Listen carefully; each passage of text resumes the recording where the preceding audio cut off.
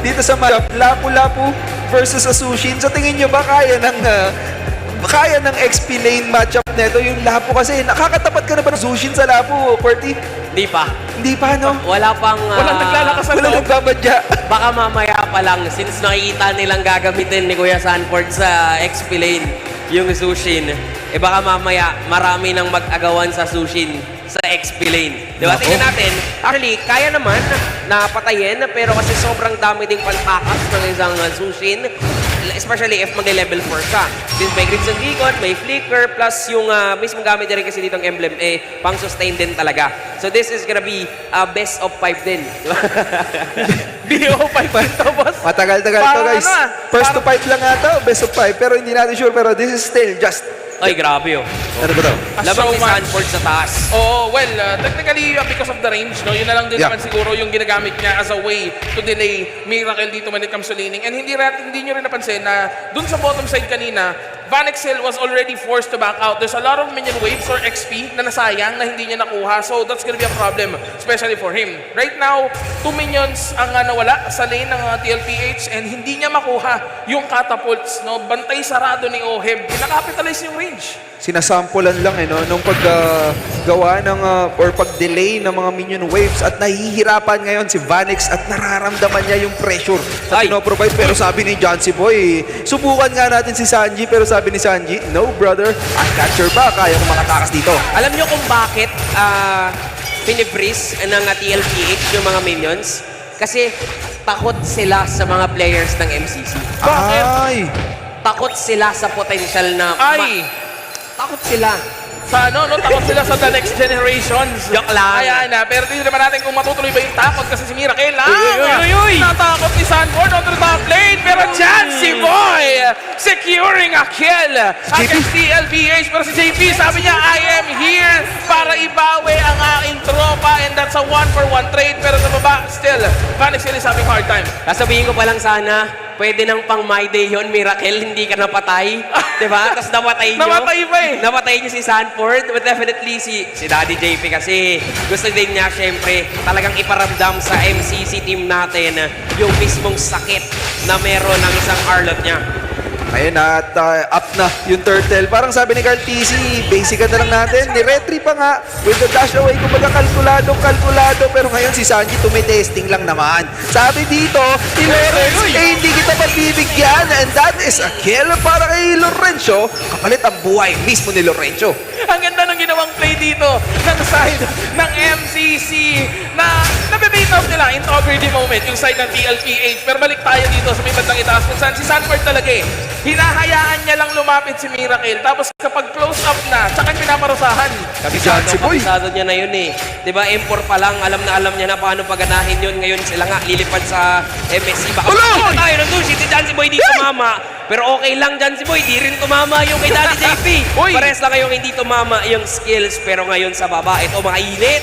Naku, nag-ultimate na nga si Oheb dito just to look for an enemy. Pero nagmala sa stress si Carl TZ. Pero si Lorenzo hindi naman ininda yung sakit ng damage na kaya niyang ibitaw. Oh, ngayon na, nandito na sila sa bandang itaas. At alam naman natin yung matchup dun sa XP lane na Sanford versus Miracle. Hindi nagkakapatayan. 0-1 and 1. Yung mga rotate, yung nakakapatay sa kanila. And with that, I would say, low scoring game para sa dalawang teams. Pero nag-aantay lang ako ng isang major team fight, which is gonna be happening here on to the next turtle. Kaso medyo matagal pa yan eh. Pero as of now, for the side ng MCC, parang kailangan lang nila dito maghintay ng tamang opportunity, lalong-lalo na si Jancy Boy yung pwedeng mag-predict kung sino yung magiging target nila. Nakaramdam si Miracle dun sa top lane na baka nga pwede siyang ma-pick off. At nakikita natin dito for TLPH, they are actually trying na talagang shutdown si Miracle din on top. Ilang beses na siya nandalawan doon ni Daddy JP,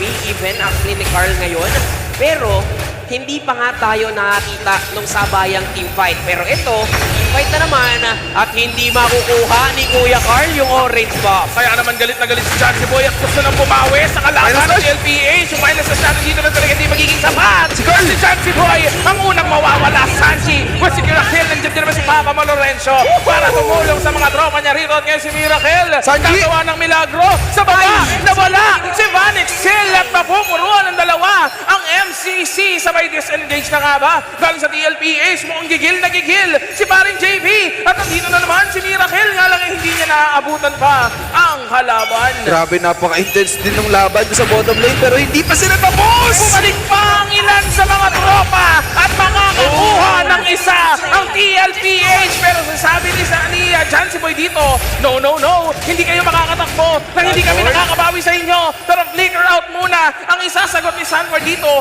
para makatakas. Masyadong mainit tong dalawang to. Palitan lang talaga sila sa isa't isa. But clearly, the lead is still on the hands of TLPH. Nakikita natin yung mga fast hands na meron talaga ang mga miyembro dito ng Team Liquid. Meanwhile for MCC, yung mga mga paggamit din nila ng skills nila and even the spells, talagang pinapakita din nila na nandun yung potential. Retry! Naagaw ni Jancy Boy ang turtle, pero si Miracle ang magiging kapalit. Carl TC nagiging sastre once again, chasing the enemy team.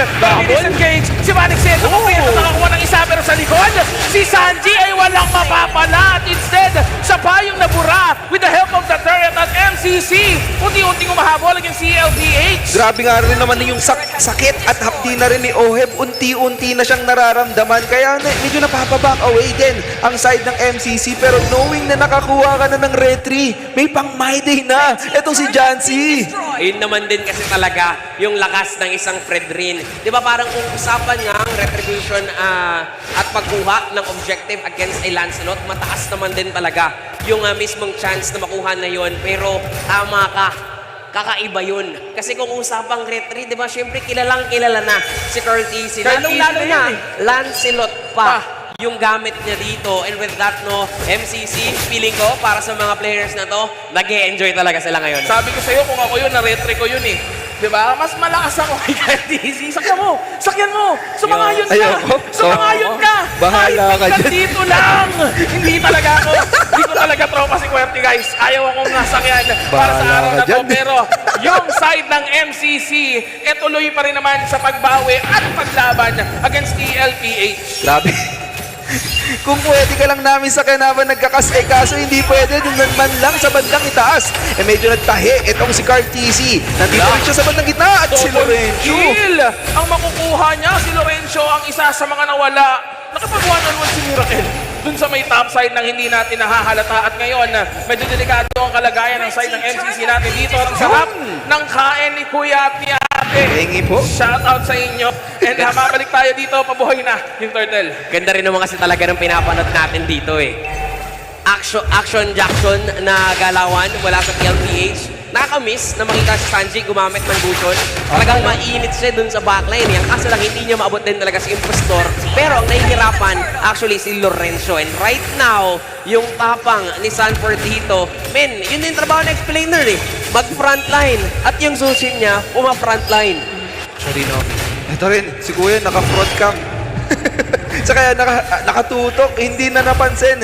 Pero kung papansinin naman natin yung lead na meron dito sa side ng TLPH, 4,000 in just 8 minutes of this game, 9-6. Hindi naman sobrang mataas yung kill score. Pero alam ng TLPH, kumaga, binibitarano moves, pinopro moves. Pero sabi ng MCC, isang pagkakamali lang ang aantayin natin. Kaya kung ibabase mo sa teamfight yung magiging tapatan nito, aakalain mo talaga na dikit yung nagiging laban natin. Pero tulad nga na nga, sabi mo dito, Too Fast, it's the veteran moves. They know how to play this game already. Dahil nga naman, tignan mo yung network na hawak nila.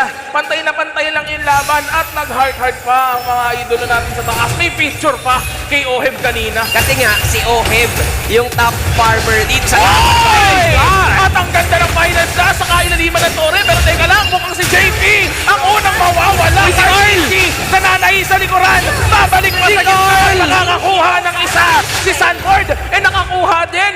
And that's gonna be a 2-for-1 trade in favor of TLPH. Ibang klase yung pinapakita dito ng TLPH.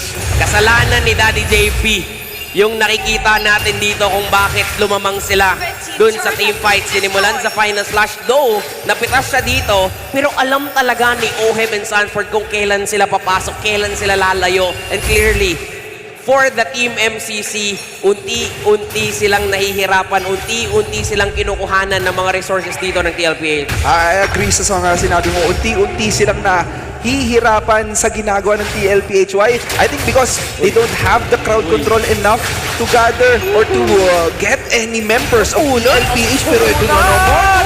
Si John Siboy na naman ang magiging target nila. Ito na si KLPC. Hahabol hanggang likuran. Pero buhay pa rin. Andiyan na KLPC. Santis naman na HP.